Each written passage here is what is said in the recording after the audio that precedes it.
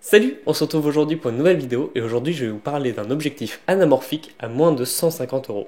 Alors quand je parle d'objectif anamorphique, je veux plutôt parler de lentilles anamorphiques. En l'occurrence, c'était un jeu de lentilles qui était utilisé sur les projecteurs de cinéma pour pouvoir désanamorphoser les images à l'époque de la pellicule. Mais avant de vous en dire plus et de vous montrer ce que j'ai shooté avec, je vais vous faire un petit récapitulatif de techniquement qu'est-ce que c'est l'anamorphique.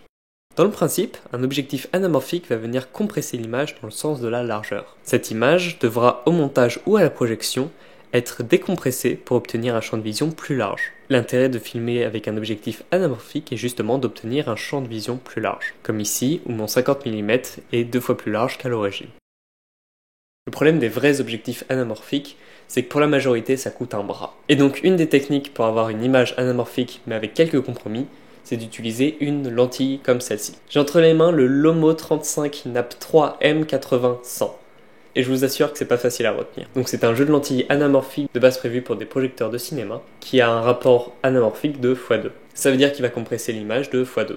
Ce coco pèse quand même près de 3 kg et il est entièrement en métal avec une bague de mise au point qui est très dur à tourner. C'est pour ça que pour faire mes bascules de point, j'utilise la mise au point de mes objectifs et je n'utilise celle-ci que quand je dois vraiment faire des plans de près. En sachant qu'en dessous de 3 mètres, 3 mètres 50, je n'arrive juste pas à faire ma mise au point. Bon, je vous laisse avec quelques images que j'ai pu shooter avec cette optique. J'avais sur mon A6300 le 50 mm 1.8 de chez Canon.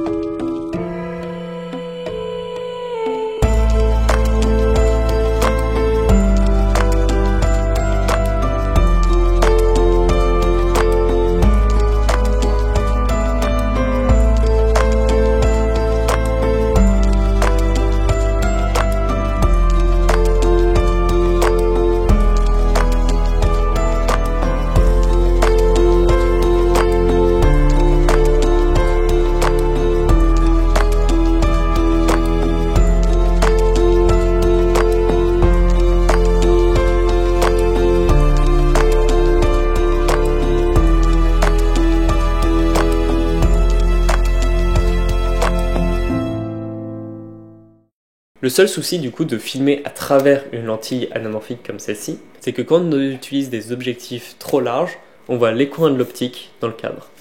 Également, sur le capteur de nos appareils photo, un objectif anamorphique x2 nous donne une image super large d'un ratio de 3,55:1. Mais rien ne nous empêche de rezoomer dans ce cadre pour obtenir un format plus classique. Chose que j'ai faite sur l'introduction de l'alpha, où on voyait les bords de la lentille.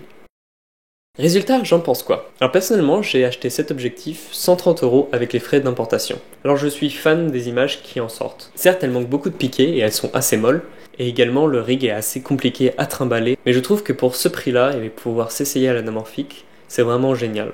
On obtient très facilement et très rapidement des vrais flares anamorphiques, et on peut vraiment utiliser cette compression anamorphique qu'on ne peut pas avoir avec les objectifs qu'on modifie en mettant un fil de pêche par exemple. Enfin bref, si vous voulez vous essayer à l'anamorphique pour pas cher, ce genre d'objectif peut être très intéressant. Enfin bon, sur ce je vous remercie d'avoir regardé cette vidéo, je vous dis à très bientôt pour une prochaine vidéo, une prochaine balade photo. Allez, ciao ciao.